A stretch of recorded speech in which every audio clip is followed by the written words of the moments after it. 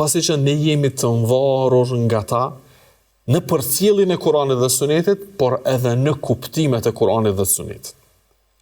Ne jemi të varur nga ta nga si shkak i përcjelljes, që ata e marrin Kuranin nga pejgamberi sallallahu alaihi wasallam, pejgamberi sallallahu alaihi wasallam nga Xhibrili nga Allahu azza wa jall.